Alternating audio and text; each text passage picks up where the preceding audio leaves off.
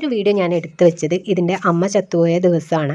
അതിനുശേഷമാണ് ആൾ നമ്മളുമായിട്ടൊന്ന് ഇണങ്ങി വന്നത്. അന്നോട്ടുള്ള വീഡിയോ ഒന്ന് ജസ്റ്റ് ഷൂട്ട് ചെയ്ത് വെച്ചതായിരുന്നു. പക്ഷേങ്കിൽ അത് ഈ രീതിയിൽ എനിക്ക് പോസ്റ്റ് ചെയ്യേണ്ടി വരുമെന്ന് ഞാൻ വിചാരിച്ചിട്ടുണ്ടായിരുന്നില്ല. ഇതാണ് അതിൻ്റെ അമ്മ. നമ്മൾ ചിപ്പിന്നായിരുന്നു വിളിക്കാറുണ്ടായിരുന്നത്. നമ്മുടെ പൂച്ചക്കുട്ടിക്ക് ഇന്നലെ രാത്രി നമ്മൾ ഫുഡെല്ലാം കൊടുത്തു. അത് നമ്മുടെ കൊലായിൽ മാറ്റ് വിരിച്ചു കൊടുക്കും. അതിലാണ് കേട്ടോ കിടക്കാറൊക്കെ ഉള്ളത്. അപ്പോൾ അതിൽ കിടത്തുകയൊക്കെ ചെയ്തിട്ട് ഞാൻ അകത്ത് വന്നതായിരുന്നു. ഇന്ന് രാവിലെ ഞാൻ ഡോറ് തുറന്ന് നോക്കുമ്പോൾ പൂച്ചക്കുട്ടീനെ കിടത്തിയ ഏരിയയിൽ 2 നായ്ക്കൾ കിടക്കുന്നതായിട്ടാണ് ഞാൻ കണ്ടത്.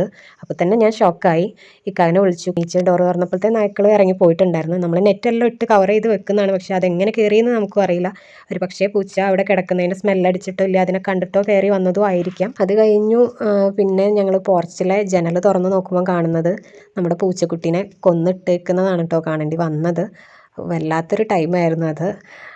നമ്മളെങ്ങനെങ്കിലും ഇണക്കിയെടുക്കാം എന്ന് വിചാരിച്ചൊരു പൂച്ചക്കുട്ടിയാണ്. അതുമാത്രമല്ല ഇവരെയൊക്കെ ഇങ്ങനെ സ്നേഹിച്ച് നമ്മൾ വളർത്തിക്കൊണ്ട് വരുമ്പോൾ അവറ്റങ്ങൾക്ക് എന്തെങ്കിലുമൊക്കെ പറ്റുന്നത് കാണുമ്പോൾ വല്ലാത്തൊരു വിഷമം തന്നെയാണ് കേട്ടോ. ഈ ഒരു പൂച്ചക്കുട്ടി അതിൻ്റെ അമ്മ ചത്തു പോകുന്നത് വരെക്കും നമ്മളായിട്ട് യാതൊരു ഇണക്കം ഉണ്ടായിരുന്നില്ല കേട്ടോ. ഫുഡൊന്നും കൊടുത്താൽ കഴിക്കാനൊന്നും വരില്ലായിരുന്നു.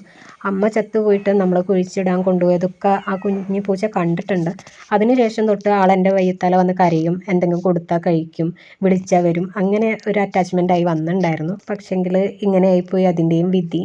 ഈ ഒരു ചിപ്പിപ്പൂച്ച നമ്മുടെ ഏരിയയിൽ വന്നിട്ട് ഏകദേശം ഒരു 2 വർഷത്തോളമായി. ആൾക്ക് ഒരൊറ്റ ചീത്ത സ്വഭാവം ഉണ്ടായിരുന്നുള്ളൂ. നമ്മുടെ കണ്ണ് തെറ്റിക്കഴിഞ്ഞാൽ അടുക്കള കയറി എന്തെങ്കിലും ഫുഡ് അടിച്ചു മാറ്റും. അത് ഏത് വീടായിക്കോട്ടെ അവൾക്ക് ഇഷ്ടപ്പെട്ടെന്ന് തോന്നി അവൾ എടുക്കും. എടുത്തിട്ട് അവൾ സ്വന്തമായിട്ട് കഴിക്കാറില്ല. അത് ഒരു പോസിറ്റീവായിട്ട് എനിക്ക് തോന്നിയിട്ടുണ്ട്. എന്ത് തന്നെ കിട്ടിയാലും അവളുടെ മക്കൾക്ക് എത്തിച്ചു കൊടുക്കും. മക്കൾ കഴിച്ചതിന് ബാലൻസ് ഉണ്ടെങ്കിൽ മാത്രമേ ആ ഒരു പൂച്ച കഴിക്കുന്നത് ഞാൻ കണ്ടിട്ടുള്ളൂ. ഈ ഒരു സ്വഭാവം ഉണ്ടെന്നല്ലാതെ ആൾ മറ്റെല്ലാ രീതിയിലും ഒരു പാവം പൂച്ച തന്നെയായിരുന്നു. അടിച്ചാൽ പോലും അവിടെ കിടന്ന് അടി കൊള്ളുകയുള്ളൂ. അതുപോലെ നമ്മൾ അറിയാണ്ട് ചവിട്ടിപ്പോയാൽ പോലും ആളൊന്ന് നമ്മളെ നഖം കൊണ്ട് മാന്താൻ പോലും നോക്കില്ലായിരുന്നു. അത്രയ്ക്ക് പാവം പൂച്ചയായിരുന്നു. അങ്ങനെ നമ്മുടെ 2 പൂച്ചകളും ചത്തുപോയി.